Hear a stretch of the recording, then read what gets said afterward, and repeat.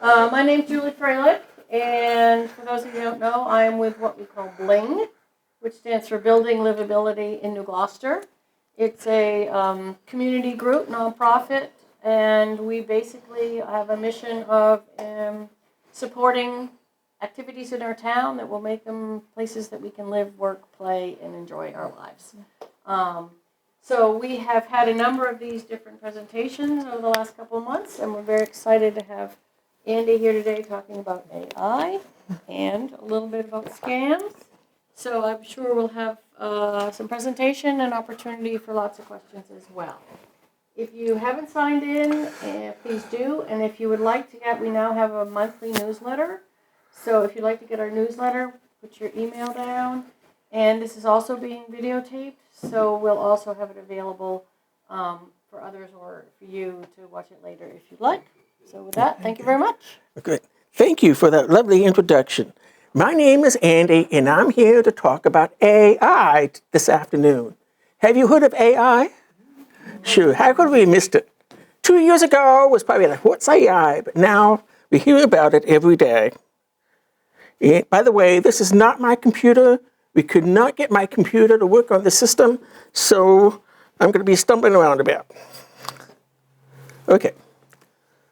Let's see. I already pushed the one thing. All right. What I hope you leave with today is a comfortable feeling about AI and how you might use it in your life. You do not need to be technical. You can just use it as you would be talking to a person, and you'll see lots of examples about that. Just so you know, my name is Andy. I'm actually a retired cybersecurity professional. Have any of you heard of Tyler Technologies out of Yarmouth? That's where I last posted. That was my last post. I retired it's been now 2 years and 2 months, or 4 months now.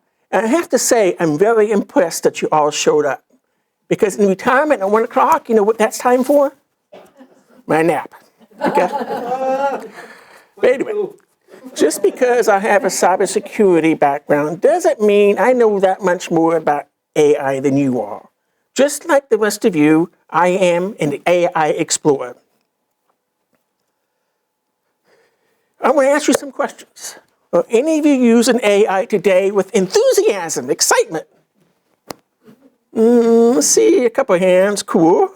How many of you are just now starting to dip your toe into AI? There you go. Yeah, good for you. Maybe you haven't, but you're kind of interested. I hope you are, else you wouldn't be here today. Or some of you might say, never. AI is evil. Now, if you feel that way, I don't blame you. My peers who are still working have some serious concerns about AI.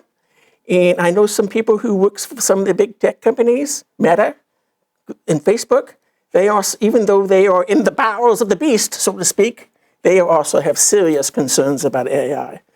About how AI is taking jobs, how it's impacting our environment, how it's making our utility bills go up, and so forth and so on.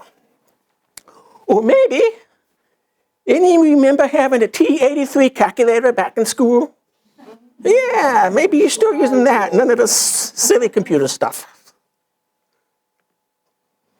Okay, when you talk about AI, we have to talk about scams, because that's the big thing these days.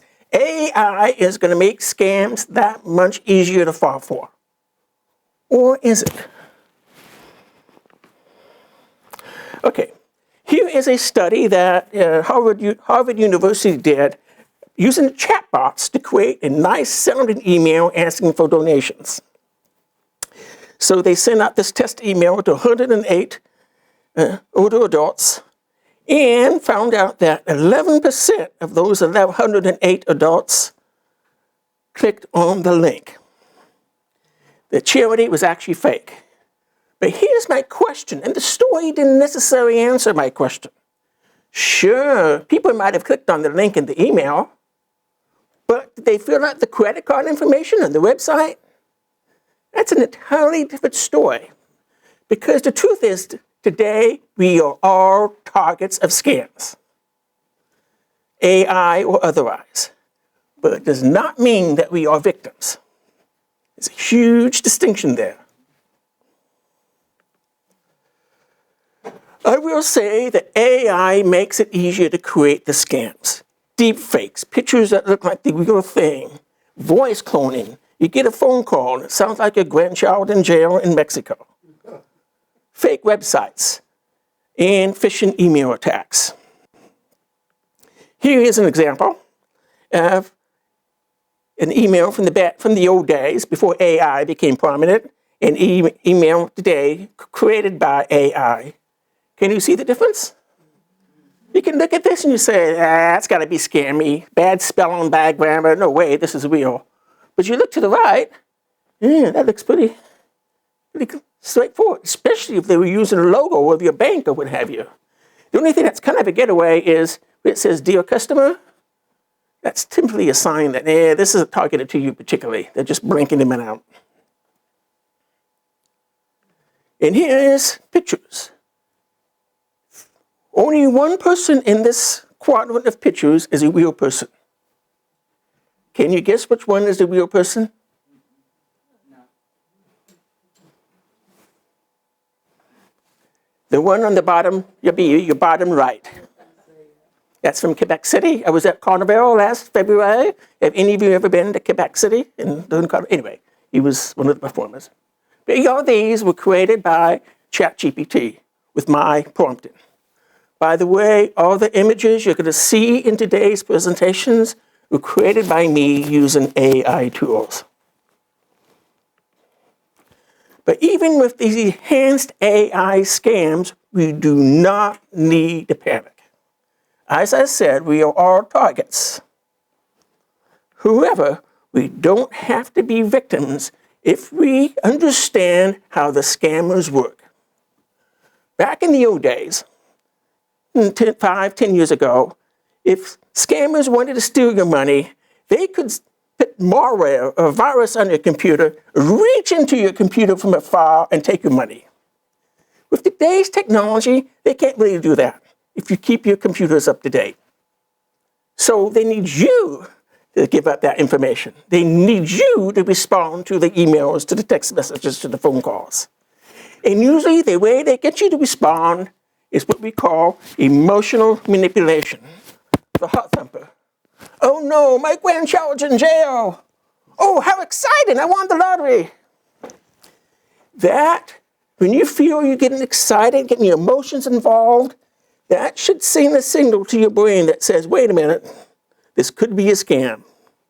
Let's stop. Let's think. Let's pause. And if you think there might be something legitimate to it, call a friend. Call someone you trust and talk it over. As I said, you maybe receive the email, phone call, or text message, but you're not a victim until the minute you are asked to do anything with money. The minute you are asked to withdraw cash, buy gift cards, give out your passwords, wire funds, and please, please, please, anything to do with crypto, Bitcoin. When you hear that, that is a scam. Full stop. As soon as that stranger on the other end asks for money, that should tell your brain, stop. It's a scam. I have these business cards on my table there, and you're working to pick one up. And I like this term here, verify first, then trust. It's a takeoff on what President Ronald Reagan, remember him? Back in the day, he would say, trust but verify. That was the famous phrase, trust but verify. But that's the same idea, but in today's age, we need to verify first before we trust. Particularly if you get a message that comes by phone call, text, or email. You really, especially if it's from a stranger, if it's someone you don't know, your first thought in your mind says, this could be a scam.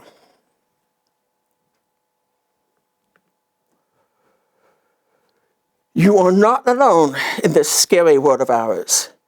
Again, I remind you to pause, call a friend if you're concerned. If you think you really might be in trouble, don't hesitate to call your local police department. They want to hear from you. And you can also call this AARP Fraud Watch hotline. I got handouts on the table with that number. And this is a number staffed by volunteers who've been trained, and they know about every scam under the sky. You call them up and you say, hey, I got this message, I got this phone call. Can you help me figure it out? And 99 times out of 100, they'll tell you it's a scam. And if you should be so unfortunate as to fall for the scam, they will point you toward resources to recover. So it's a very good number to have handy. I am an AARP volunteer. I speak on fraud quite a lot, and I love AARP. But sometimes I think they tend to be a little bit zealous with telling us about scams. A few weeks ago, I got the AARP newspaper. You probably all got it too. And the front page, scams, scams, scams, scams. And you get overwhelmed, I think. Oh no, not another scam to memorize. Someone was telling me they heard about a scam yesterday. And so we think, oh no, I have to understand how these scams work. No, you do not. You do not need to memorize every scam alert that's out there. You just need to watch out for that emotion to trigger. When your emotions are being engaged, that means the scam is underway. But as I said, by default, don't trust what your eyes are seeing and don't trust what your ears are hearing. Okay, that makes sense to you all? Okay. The next slide isn't about AI, actually. It's about something that happened in Maine, I think it was back in November of last year. Maybe you saw the story in the Portland Press Herald about a Maine couple who lost $1.3 million to a Bitcoin scam. And they've been in the news again recently because what happens when you withdraw money from your 401k or your IRA? You have to pay taxes on that, right? Well, these people were conned to take money out of the 401k or IRA to give it to the scammer. The government doesn't care that they gave it to the scammer. They say, you withdrew all that money, pay us our taxes. So there is movement in the Maine legislature as well as the U.S. Congress about trying to pass laws to protect victims of this sort of crime. Anyway, when I saw this headline, I said, oh my gosh, if they had only been to one of my presentations, because I say avoid all things crypto. And I also advise, do not answer phone calls from unknown numbers. Your phone now has the capability to, so if you get a phone call from an unknown number, it won't even ring. It goes straight to voicemail. It's available on both iPhones and Androids. And I should have brought a handout on how to turn that on. But if you're interested in learning how to turn that on, grab one of my cards. I'll email you that info. And whenever you're asked to do something with money, verify from a trusted source. If you read this article, you'll recognize 3 emotional triggers. The first trigger, this couple was in the 90s, I think, and they came from the generation that has a tendency to trust authority. My generation, 70s, questioned authority, but their generation was trust authority. And the whole scam started when they received a call from someone who claimed to be from a government agency and report that the couple was under suspicion for bad stuff, and they had to follow the government officials' instructions and so forth and so on. So anyway, they got that phone call. The phone call said, I'm from the government, and they believed it. The second thing was emotional manipulation. They had that fear factor. Bah, bah, bah, bah, bah, bah, bah. And the third trigger I thought was really kind of interesting. Purpose and meaning. The victim, Larry Cook, said that when he was undergoing this, he felt like he had purpose in his life all of a sudden. People wanted his attention. As I said, I retired almost 2.5 years ago. And suddenly my calendar wasn't full. I had lots of time on my hands I didn't know what to do with. That's why I do this volunteer work. I kind of lost that sense of purpose. Do you all understand that? Those of you who also retired? So I can certainly see why he was kind of caught up in this scheme. Okay, enough about scams. Now let's talk about the juicy stuff. Artificial intelligence, AI. Okay. As I said, I used AI to create all my images in this deck.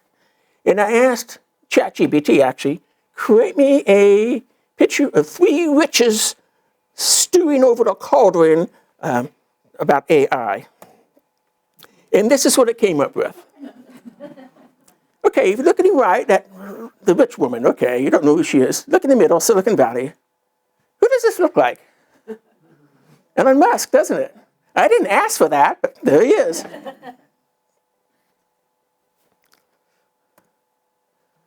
Okay, so what is AI really?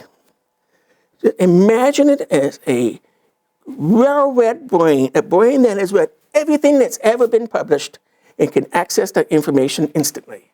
That is what AI is. And I'm going to use a voice clip to explain it in more depth. I hope you can hear it. Brain that has consumed everything humanity has ever written, recorded, or created. You ask it a question. In seconds, it searches that vast memory, recognizes patterns, and crafts an answer, then checks itself before responding. That's AI, not magic. Just an incredibly well-read brain that never sleeps, never forgets, and never wakes up at 2 a.m. with existential angst.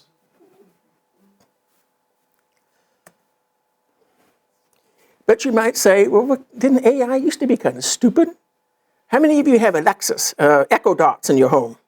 Or maybe you use Siri on your phone. And you tell it, Siri, what's the weather today? And 9 times out of 10, Siri says, huh, what did you say? I mean, it's really frustrating to work with these Siri and Alexa because you had to speak to them like a robot.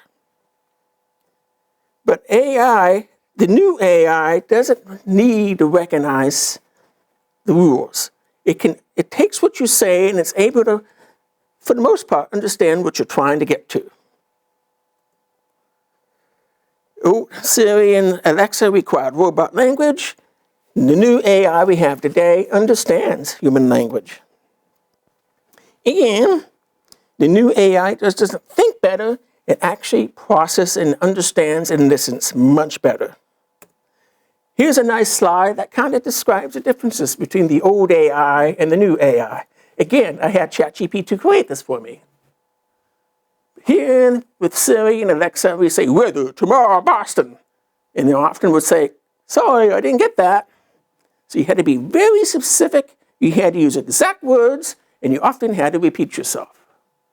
Now with what they call generative AI, the new AI, you just talk to it like a human. Hey, should I wear a jacket tomorrow?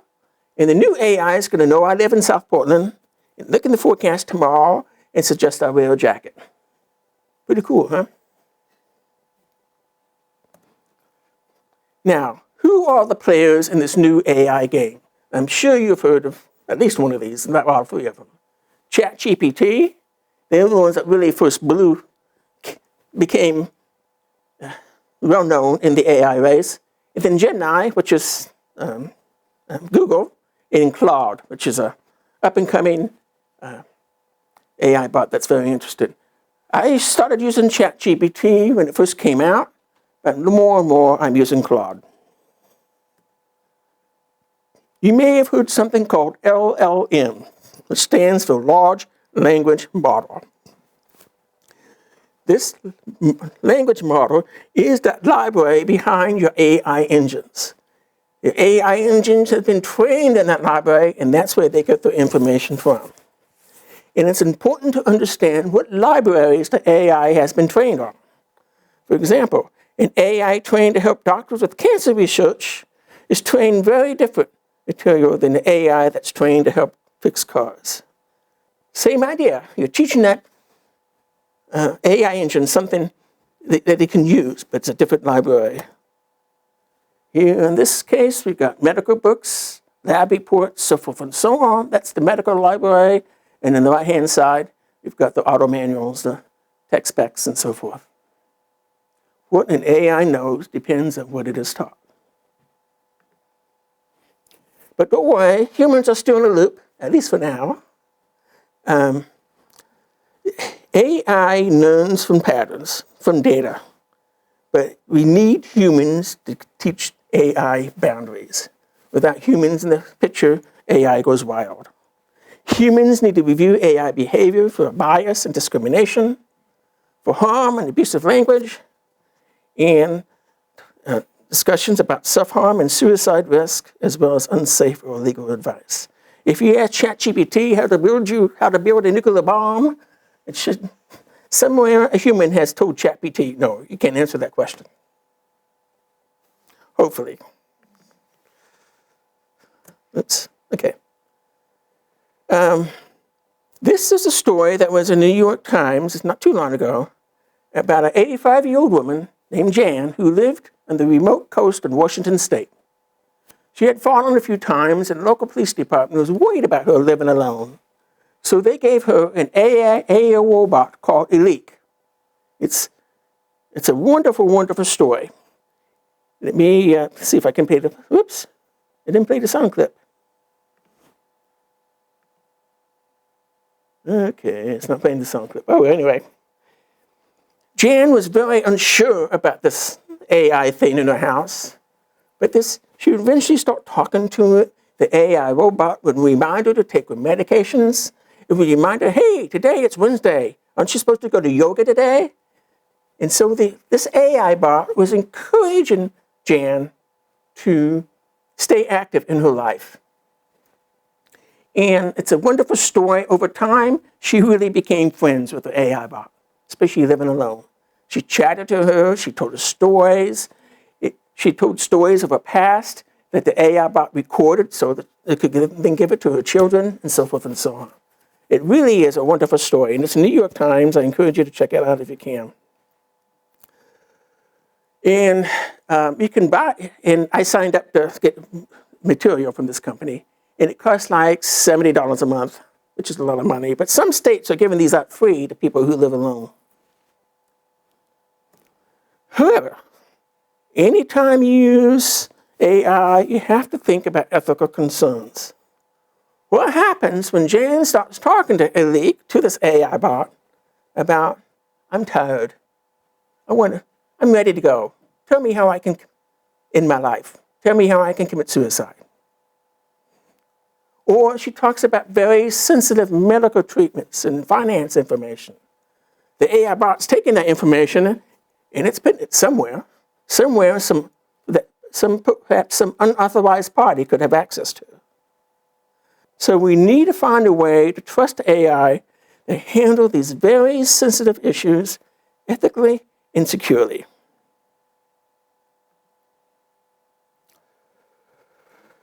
As I said, we really have to look at beyond the AI bot to the company that is making these tools. We have to ask them if they have proper practices in place. In my cybersecurity career, if you work for a medical practice, you might say, well, we want to implement this new patient database, and it's going to be stored in the cloud. But how do I know my patient data is going to be safe in the cloud?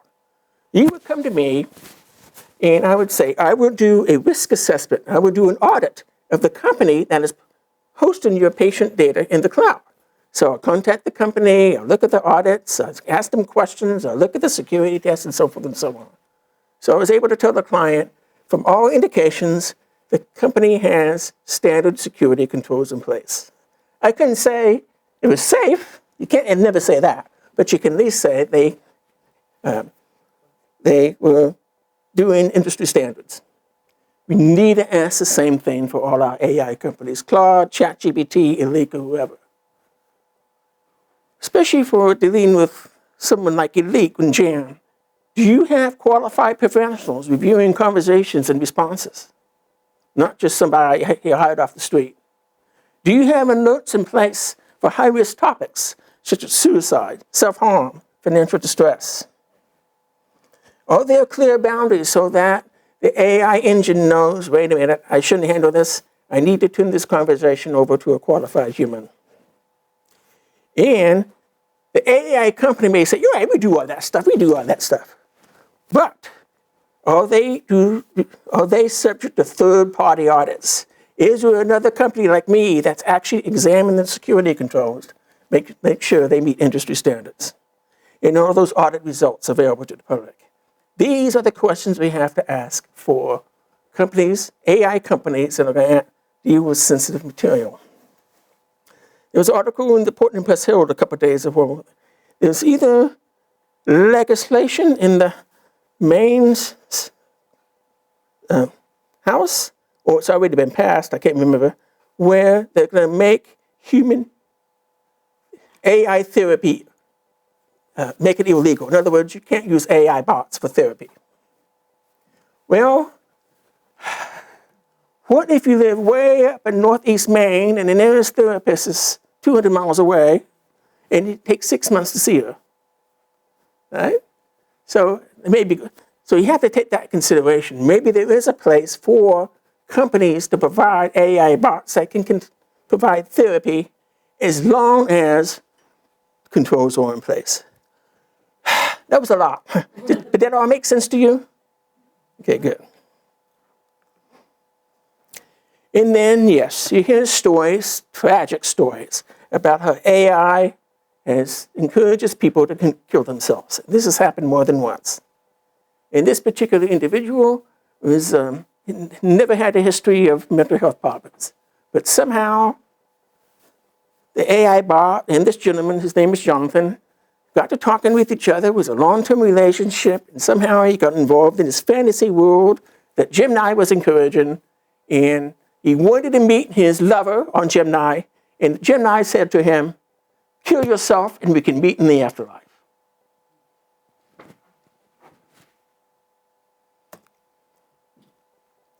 The other danger to AI is something we called, I can't pronounce this, syncophancy. See that term right here? Okay. AI can be excessively flattering. It can make you think you're the smartest person that ever lived.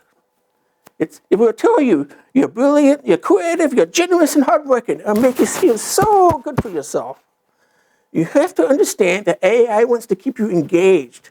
So when you discuss things with that AI agent, they're going to try to keep you engaged and make you feel very good about yourself. AI often flatters us and tells us what we want to hear, even when it shouldn't. So if you're talking to ChatGPT or Claude and you're feeling really good about yourself, stop and ask, would someone who knows me well, my wife, my cat, actually agree with what ChatGPT is telling me? No. And there you go.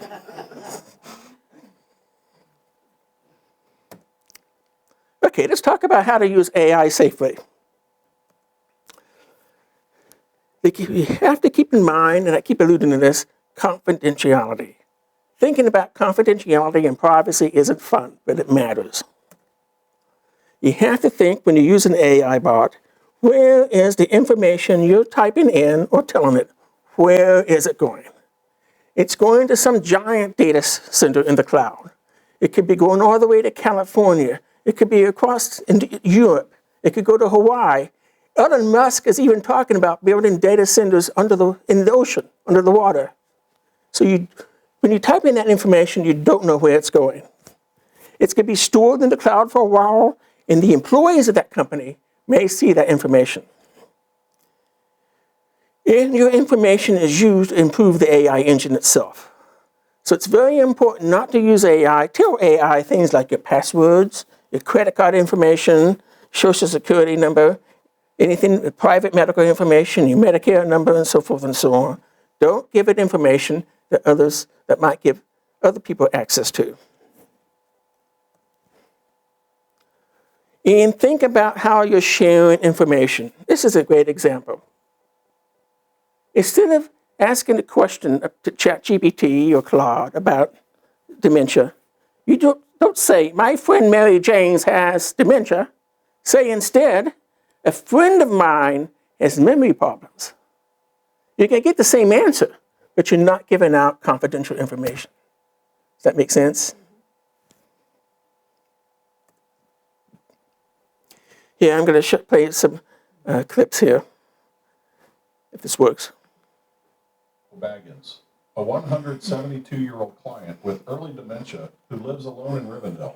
He has $185,000 in gold coins and keeps falling for phone scams. What should I do? What's the problem with that question? By the way, any Lord of the Rings fans here? Okay, good. You talked about a real person, you identified details, and you provided health and financial information. That's the problem. Here's a better way to ask the question. Here, supporting an older adult. What are some standard safety checklists for seniors living alone who are being targeted by phone scams? And the reason it works, as my slide says, you didn't give out names, you didn't give out any identifying details and so forth. So you get some value back without exposing data. Okay, let's go back to the big three. Which one should you might be asking, well, Andy, that's pretty cool. I think I want to try it out. Which one should I use? I'm not going to give you a definite answer, but these are the big three these days. There's a couple others. Elon Musk has something called Grok, and there's been perplexity. But anyway, these are the three you hear about. It doesn't matter too much which one you use as long as you use the same one consistently. The reason why, because it's over time, as you use that particular AI bot, the AI bot will get to know you. Maybe you don't like that idea, but there's some value to that. Because if you keep returning to a conversation you've had before, you will remember that conversation and continue it with you. All these services are free. You can create an account. You can use them on the web, or you can download an app to your phone or computer. I like the app because the apps are faster and they're just a click away. As I said, you get your better answers if you focus most of your time on one app. And here's an example. I suffer from something called tech lust. I want the newest and greatest. Apple just came out with new computers. I gotta have it. I bought my laptop just 6 months ago. It's out of date. I gotta get a new one. And so I talked to ChatGPT. Hey, I think I really should get the new MacBook. It'll come back to me and say, Andy, come on, you just bought your last 6 months ago. Why do you think you need it? And I was trying to explain to ChatGPT why I need it. And ChatGPT said, Andy, no, it's not time. Don't spend money on it. So that's really the value of an AI bot and using the same one. Then there's the question of subscriptions. If you want, you can use these apps for free, but if you want to, but eventually you might run into limits. At some point they're going to say, time out, you have to wait till tomorrow to continue the conversation. With some of these apps, you can create images, but they only let you create a handful before it says, nope, you have to wait till tomorrow. If you subscribe to them, and it typically costs $20 a month, you can pretty much have limitless use of these bots. But do you want to make your tech bros richer? I actually subscribe to both ChatGPT and Claude for different reasons, but you don't have to. The key to successfully using the AI is something called prompting. Prompt. Have you heard that term, prompting? Yes. The better questions you ask your AI bot, the better answers you're going to get. For example, to ask an AI bot, explain AI. That's way too general. Who knows what kind of information you're going to get back? It's probably going to be all kinds of mathematical gobbledygook. A better way is to ask it, explain AI in plain language for someone with no technical background. Use examples. You will get a much better and much understandable answer with this kind of prompt than with this one. See why? Or you might think, I'm looking to password managers. So you type in password managers. Again, that's too generic. You ask instead, what are the pros and cons of using a password manager for someone who uses an iPhone and a Windows laptop? You will then get advice that's unique to your situation.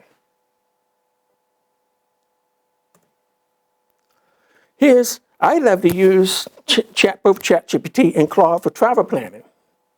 I asked ChatGPT, hey, let me just play this recording. We're driving to Sanibel Island, Florida from South Portland in March. We don't want to drive more than 6 to 8 hours per day. Please plan a driving route with as many overnight stops as needed. We want to avoid driving through or staying overnight in major metropolitan areas. We prefer to lodge in cozy, memorable small towns with small inns or B&Bs in walkable neighborhoods. And it gave me all kinds of information, the towns to stay in, places to stay. I mean, it's incredible information. And I'm not going to bore you with the details, but here's what ChatGPT recommended. I'm bypassing all the large cities. I'm kind of going down the middle. It's taken me, I think, 5 or 6 days. Whereas if I ask Google what's the most direct way, well, I'll get there in 2 days, but I'm traveling on major highways to New York, Philadelphia, DC. I'll be tired. I don't need to do that stuff. So it's really cool. And let's say my wife and I are planning a trip to Nova Scotia this summer. And I asked ChatGPT, well, we want to stay in this really remote area. I'm doing some Google searches, but I'm not finding anything. So I asked ChatGPT to find me some places. And it found me a really cute bed and breakfast. It only takes one customer at a time.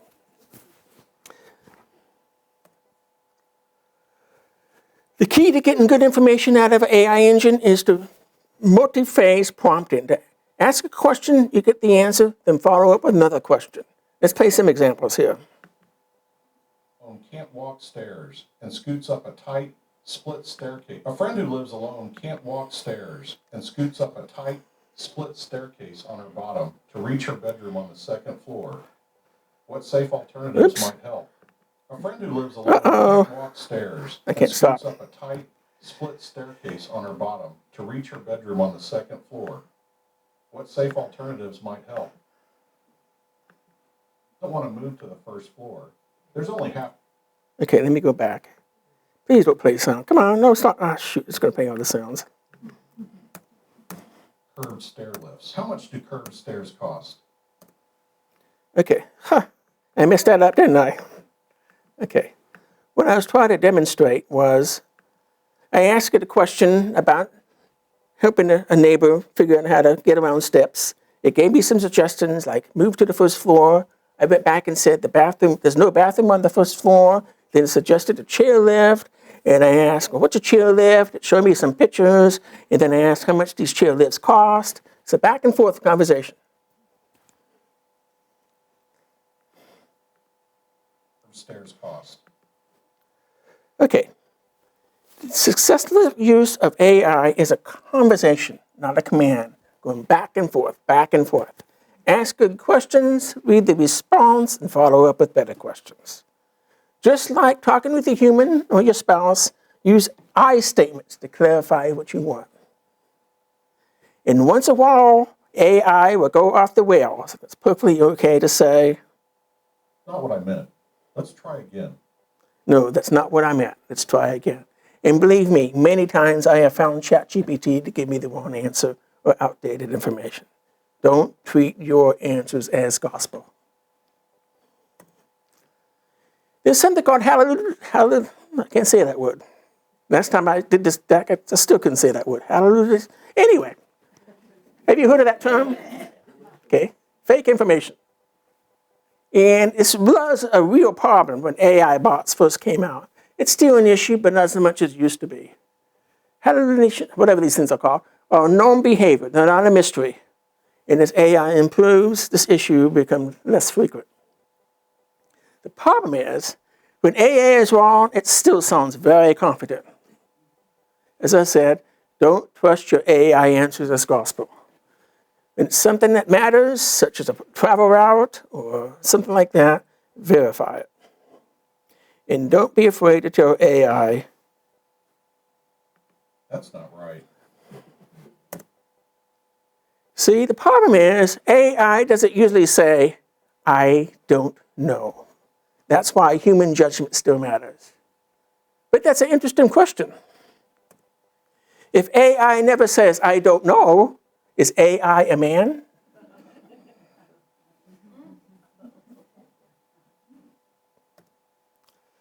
Sometimes AI is wrong. Don't hesitate to tell it so. Sometimes it goes down the wrong path. Tell it so. I write a blog, It's Substack blog. If you pick up my business card, you'll get a link to it. And I love to write about AI and cyber safety and other things. And I used ChatGPT or Claude to help me edit my blogs. The problem is, I asked ChatGPT to help me with a tricky paragraph. It helps me rewrite that paragraph good, but it continues to try to write the entire blog for me. It's taking away my voice. I don't mind it when it writes my emails, my boring business-like emails. But my personal thoughts, no, ChatGPT, stop. And I've noticed that I talk to ChatGPT like I talk to a human. I use things like please and thank you. It's kind of strange because it's by using that terminology, I'm wasting computer power because AI engines, the data centers, have to process that language. Does AI need you to be polite? No, of course not. It doesn't care. But I think it's important we continue to use those terms because if we fall out of habit in saying please and thank you to our AI bots when they have a conversation, are we going to forget to say that to our fellow humans? But I do tell Surrey sometimes. You are a blooming idiot. You are a... Okay. Images. As I said, I used either ChatGPT or Gemini to create all the images in this presentation. All you have to do is prompt it. And you can ask for prompt ideas. You can say, I want to create an image that does this. Help me think of some way to prompt for it. It gives me some suggestions for prompting. And I say, OK, now I'll go create the image. And here's an but I get mistakes about sometimes. There's a couple of mistakes in here. It's misspelled creativity. And it misspelled success. Cool thing about using AI to create images is you don't have to be an artist. My sister is an art teacher, and we joke each other that I got all the math and she got all the creativity. But now with AI, I can use it to create the images I have in my mind that I could never do it with my hand. And then there's voice recordings. You saw me play some voice recordings. Essentially what I did was I just typed out the script that I wanted the voice agent to say, and it played it, and I saved it to my computer. It's great for using narration, accessibility, and videos, and so forth. However, these two, voice narration is not built in the AI bots. You typically have to pay extra for services. And then there's video tools out there. And I don't do video, and I can tell you how these things work. But if you go on social media, you see some really cool fake videos, especially of cats. What's coming down in the future? And actually, the first time I wrote this slide, it was the future, but now it's starting to happen. Something called AI agents. Someday, I'll be able to tell my AI bot, book me a flight to St. Bart's in February. It's going to know everything about me. It's going to know my preferred airlines. It's going to know I either want to fly out of Portland or Boston. It's going to know what kind of seats I prefer. It's going to know my reward points, or frequent flyer points, and use them if it makes sense. It's going to have my credit card and pre-TSA number and all that kind of stuff. It's going to go do all that searching, all that looking, all that work for me, and then come back and say, here are my 3 best options. Which one do you want me to book? And I say, book this one, and it's done. That's what we're going to get with AI agents. We're still not there yet, because for that to work effectively, you're going to have to, the AI agent's going to have access to a lot of confidential information about your life. It needs your credit card numbers. It needs your passport number if you're flying overseas. It needs your access to your airline frequent flyer points and so forth and so on. So we're not there yet, but we're going to be there, at least certainly within the next 5 years, probably the next 2 or 3 years. If it sounds scary, think about AI agents like a car. By the way, my wife and I argue about this all the time. I don't know what the statistics. Let's say you could replace all our cars with automatic AI-driven cars. Instead of 40,000 people being killed a year on the highways, it's 20,000. but you can't drive anymore. AI is driving the car for you. Are you willing to make that trade? Most people are not, even though you will have fewer deaths on the highways. It's like human autonomy again. But anyway, I just think. When you go buy a car, you don't think about things, well, what's the engine? Is the engine safe? Do the safety systems really work and so forth? You assume that the car manufacturers have proper standards and testing and safeguards in place that you don't have to give these things second thought. That's where the AI agents are headed, but we're not there yet.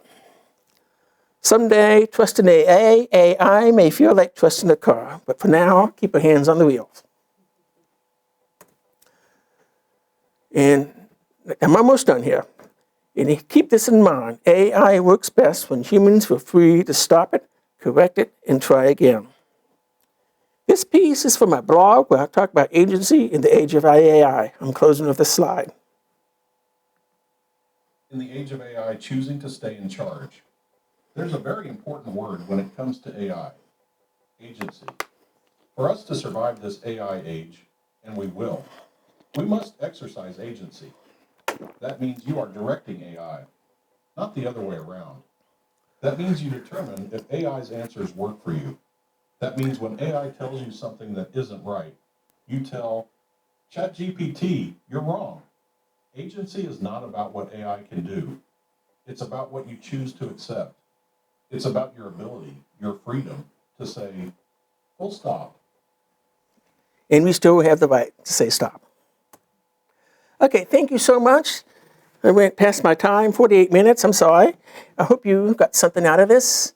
There's my email address on the screen, as well as a link to my free Substack blog if you're interested in subscribing.